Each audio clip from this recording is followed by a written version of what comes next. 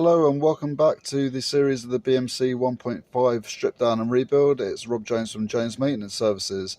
Now in part one we went through the overview and what we've got to work with, and then we went ahead and stripped off the timing gear assembly. So what we're going to move on today then is stripping off the sump and then stripping the internal working parts out of the engine. Now, with regards to most engines then, okay, they do come to me complete, so stripping off the gearbox, the bell housing and the flywheel, and what that allows me to do then is crane the engine up and put it onto an engine stand to give me a better working environment. So if you've got a complete engine, just due to the weight and the health and safety aspect, please do use the right equipment. With regards to this one being donor engine then, okay, no flywheel, no nothing. Okay, so what I've got is I've got it on top of the workbench. It is still a heavy item, but all the ancillary items are stripped off. You're not going to damage anything. Again, be safe. If you're not confident with the weight and you are in a position that I'm in, okay, get someone to assist you. But all I'm going to do for ease of working on this, okay, is I'm just going to tilt the engine on its side and start to disconnect it that way. Now, I'm just going to flip you around a moment. Okay, before we tilt the engine over then, I just want to draw your attention to the sump itself. Okay, just due to the limited access that this engine had before, okay, some sort of secondary, maybe a secondary oil filter or a pump had been placed in here, and it's been quite crudely done. So for me, this sump won't be reused. I'm not even going to attempt to repair it, but you may encounter that. So before we go ahead and tilt this engine over then, I just want to make sure that everyone is aware that it's good practice to drain all the fluids out first. Make sure all the oil is drained to the best of the ability, as well as the coolant, as you'll end up with a right mess if you don't drain those fluids out first. So with the block tilted over then, okay, you can now get access to the bottom of the sump, and you've got 20 7/16 or 11mm bolts. So just go ahead, work your way around, undo all 20 of those bolts, and then again it's only going to be the old legacy gasket holding this on. You might have to get a small bladed object just in there just to start prying it, but once that's done, the sump should pop off quite easily. So I've taken off the 20 11mm bolts, okay, and what I found is very common on most of these old engines is the gaskets used to be quite expensive, not so much now, but in most cases what people did is just use whatever sealant they had around just to repair the sealant and then stop leaks by doing that. So all I've done is just take a small flat bladed screwdriver, just stuck it in one corner, and straight away the sump has come off, exposing all the internal components of the engine.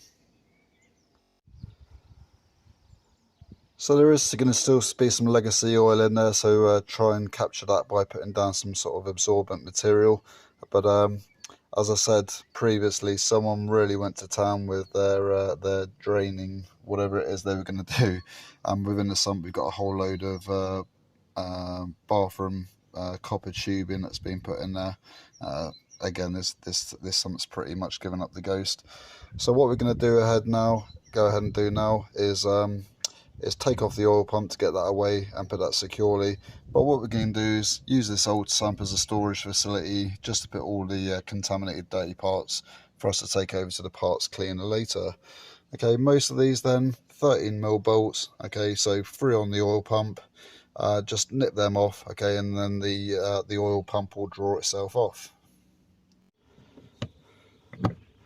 So that's the oil pump drawn off now, okay, along with its gasket, which sits just here, and then obviously to the engine itself, to the block itself, covered with all sorts of gloop and grime. Okay, these do go out of spec.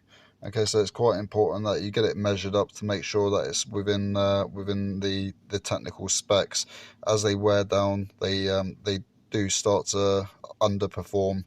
If you need to replace the oil pump, it's a 75 quid part. At the moment then, the drive, which is camshaft driven, has retained itself in there, but if it does do that, don't worry, you can get that out later. So that oil pump needs cleaning up, and then we'll get that measured up to see whether it's in spec or not. Okay, also now then you've got your crankshaft exposed. What you can go ahead and do now is your Conrod caps. Okay, you can undo those. Okay, preferably one at a time. Undo those, rotate the engine, just making sure that you don't start crunching up bearings and stuff like that. And you can draw the pistons out from the cylinders. Okay, another difference then between the BMC 1.8 and the BMC 1.5. Okay, the Conrod End Caps. Okay, as you can see there, they do differ in the fact that these are a different bolt. Okay, and they've obviously got locking tabs on them as well. So what you're going to do is knock down these locking tabs, which then allows you to get either it's a 15 or a 16 mil ratchet on there, and start to undo these end caps. So with the two bolts then removed using a 15mm socket, okay, they'll come off, the locking tab will come off, okay, and then you should be able to get off your Conrod end cap, okay, with fair enough ease. Okay, inside there then's the bearing. Okay, provisionally it looks quite good, we won't know till it gets cleaned off, but I put all new bearings in anyway. It's just a force of habit. If you're on a budget and they look serviceable, just make sure they're in spec and you should be able to reuse them. What we can then do then is gently rotate the engine up so that this one's Conrod's pointing vertical, okay, and then you should be able to push this gently and draw the piston out the top of the block. Okay, that's the first piston out then. Okay, main Conrod and then its associated end cap. Okay, just a point to note, exactly on the 1.8, okay, this is a matched item. This was a solid item that was then cut. Okay, under no circumstances can you try and mix and match these Conrods, okay, and because they're balanced and cut to match. Okay, even if they're just a very minute fraction out, okay, you'll end up spinning bearings and stuff like that straight away. So what I then do, okay, is I've got the other half of the shell, okay, which came out in the engine. I'll put these back together, secure them with all their associated parts to make sure that these go back together. Okay, on the 1.8 they are numbered, okay, so they're actually stamped, okay, in this case then this one's stamped number 1, okay, and the shell is also, or the end cap stamped number 1. So place those back together, okay, and then you know that that is piston number 1 as you were looking at the front of the engine, okay, so towards you where your drive assembly was, your gearing assembly. So don't mix and match. So that's all 4 of the pistons now removed, okay, with their end caps and their retainers all put back in the order that they came out. Okay, 1, 2, 3, 4, obviously correspond with 1, 2, 3 and 4. Okay, provisional look then, okay, nice and clean. Okay, no signs of any bearing or roll bearings or anything like that. So if we're lucky, once this gets measured up, hopefully the crankshaft will be able to go straight in without it being sent away for reground or anything like that, as long as it's in spec.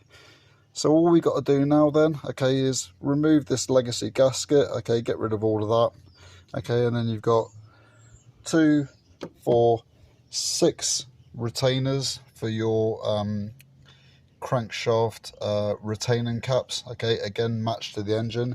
Make sure that they go in the correct order, okay, and they are labelled up with front, i.e. towards the front of the engine, towards the timing gear. So we'll nip those off then, remove those caps, okay, and then that will allow us to draw the crankshaft out in its completeness. So what we got then is our 3 crankshaft retainers, okay, taken out now. Okay, they may need a little bit of jiggling around, but they shouldn't be overly pressed in there. Okay, and then obviously as they came out, some of their corresponding shells came out with them. So again, just try and keep those all matched. Okay, once those are released then, okay, that's the last piece of the puzzle on the crankshaft. Okay, and then I'm gonna have to put the phone down for this, but basically grab a hold of it either end, okay, and then gently leave the crankshaft out. So there she is. Okay, gently leave it out then. Again, no signs of any bearing or anything like that, so fingers crossed. It should just be a case of a clean, a measure, and then back in. Just a point to note then, when she came out, okay, you got your two frost washers, okay, just there. Okay, don't lose those. And then just inside, okay, you're going to have some of the corresponding shells, okay, that may have retained themselves in there, in this case just one. If you are doing this on a budget, okay, then just make sure that you match everything up again. However, as a preference for me, all of these bearings will be getting replaced. Okay, all we've got left to do then, okay, is just to take the camshaft out now. Okay, take the drive out. Okay, and now this will be the block ready to go forward and get prepped. So if you are going this in depth, then there's another step you need to take. You're going to need a 17, an 18 and a 19mm spanner. Okay, the first thing you need to do then is remove this sort of like little oil filter and this little dipstick type looking gadget here. Okay, and as you're looking towards the flywheel, okay, they're housed in these two places here. So nip them off first. What you're then going to need to do is flip the engine over.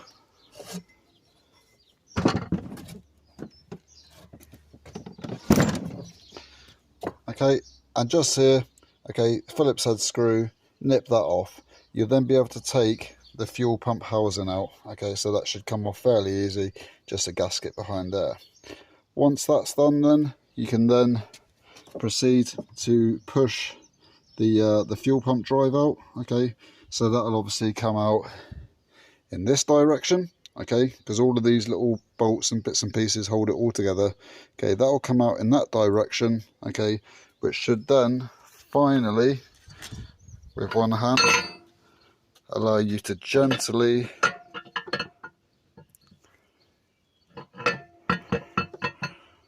it says, making sure it's aligned, gently remove the camshaft, but you get the idea.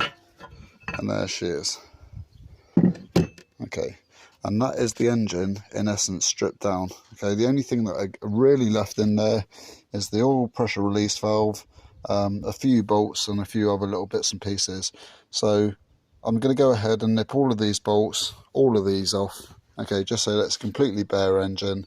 And then this one, because it only saw freshwater use, isn't going in for a electrolysis bath or anything like that. Okay, this one's just going to be cleaned as it is, and then we'll go ahead with the painting and the reassembly. So everyone, that concludes our episode 2 of the BMC 1.5 diesel overhaul mini-series. I hope you enjoyed what you see, and it shows you what you can achieve in an hour with a limited amount of tools. Okay, don't forget, if there's anything you need covered more in detail, just please drop a comment below and I'll try and cover that again. Also, please check in the comments and the links below, okay, for the BMC Boat Engine group on Facebook, okay, where it's going to come up with all the technical documents that you'll need for when it comes to measuring your parts and making sure that they're still within spec. So we've got the bare engine now, okay, or the bare block, all the component parts, they'll all go through the parts washer now. We'll double check them for spec, and fingers crossed some of those are serviceable, ready to go straight in. But again, you know, it's a good condition block, and we'll get onto the cleaning and the painting process in part 3. Have a good day, everyone.